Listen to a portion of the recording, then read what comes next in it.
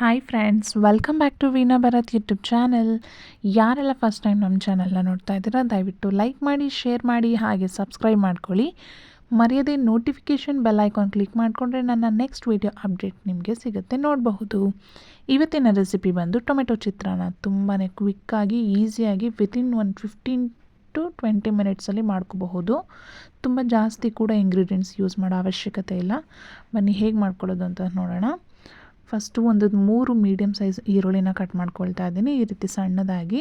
ಅದಕ್ಕೆ ಒಂದು 6 to 8 ಹಸಿಮೆಣಸಿನ್ಕಾಯಿ, ಖಾರ ಇಲ್ಲದೇ ಇರೋದನ್ನು ತೊಗೊಂಡಿದ್ದೀನಿ, ಹಾಗಾಗಿ ಜಾಸ್ತಿ ಹಾಕ್ಕೊಂಡಿದ್ದೀನಿ. ನೀವು ಬೇಕಿದ್ದರೆ ಖಾರ ಇದ್ದರೆ ನಿಮ್ಮ ಖಾರಕ್ಕೆ ಅನುಗುಣವಾಗಿ 4 ಅಥವಾ 5 ಹಾಕೋಬೋದು. ನಂತರ ಒಂದು ಮೀಡಿಯಮ್ ಸೈಜ್ನಲ್ಲಿ 3 ಟೊಮ್ಯಾಟೊ ಕೂಡ ಹಚ್ಕೊಂಡಿದ್ದೀನಿ.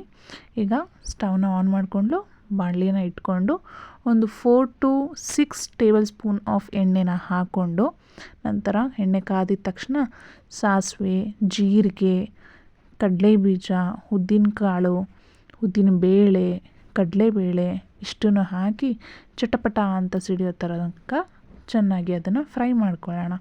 ನಂತರ ನಾವೇನು ಹಚ್ಕೊಂಡಿದ್ದೀವಿ ಹಸಿಮೆಣ್ಸಿನ್ಕಾಯಿನ ಅದಕ್ಕೆ ಹಾಕ್ಕೊಳ್ತಾ ಇದ್ದೀನಿ. ಹಸಿಮೆಣ್ಸಿನ್ಕಾಯಿನ ಸಾಧ್ಯವಾದಷ್ಟು ಯಾವಾಗಲೂ ಎಣ್ಣೆಯಲ್ಲಿ ಬಾಡಿಸ್ಕೊಳ್ಳೋದ್ರಿಂದ ಖಾರ ಕೂಡ ಕಡಿಮೆ ಆಗುತ್ತೆ, ಹಾಗೆ ಗ್ಯಾಸ್ಟ್ರಿಕ್ ಕೂಡ ಕಡಿಮೆ ಆಗುತ್ತೆ. ಸೊ ಅದು ಫ್ರೈ ಆಗಿದ ತಕ್ಷಣವೇ ನಾನು ಈರುಳ್ಳಿನ ಕೂಡ ಹಚ್ಕೊಂಡಿರೋದನ್ನು ಹಾಕ್ಕೊಂಡು ನೀಟಾಗಿ ಫ್ರೈ ಮಾಡ್ಕೊಳ್ತಾ ಇದ್ದೀನಿ. ನೋಡಿ, ಈಗ ಫ್ರೈ ಮಾಡ್ಕೋಬೇಕಾದ್ರೆ ನೀವು ಕರಿಬೇವನ್ನ ಕೂಡ ಆ್ಯಡ್ ಮಾಡ್ಕೋಬಹುದು. ಕರಿಬೇವು ಸ್ವಲ್ಪ ಗರಿ ಗರಿಯಾಗಿ ಬೇಕಂದರೆ ನೀವು ಈರುಳ್ಳಿ ಹಾಕೋಕ್ಕೂ ಮುಂಚೆನೂ ಹಾಕೋಬಹುದು. ಸ್ವಲ್ಪ ಸೊಪ್ಪಿನ ಥರ ಬೇಕಂದರೆ ಈರುಳ್ಳಿ ಹಾಕಿ ನಂತರ ಹಾಕ್ಕೊಂಡು ಅದನ್ನು ಫ್ರೈ ಮಾಡ್ಕೊಳ್ಳಿ.